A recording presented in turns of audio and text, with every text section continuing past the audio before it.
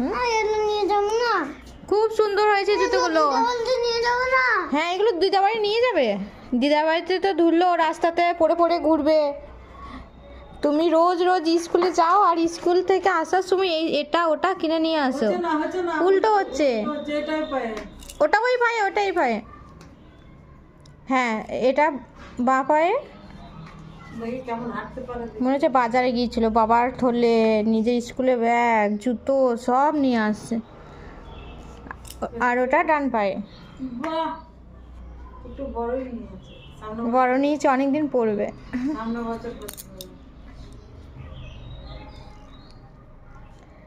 কি হয়েছে, পারছো না? টাইট এমনি হয়ে যাবে। ঢোকাও ঢোকাও। এই তো হয়ে গেছে। বাহ বাহ। স্কুলে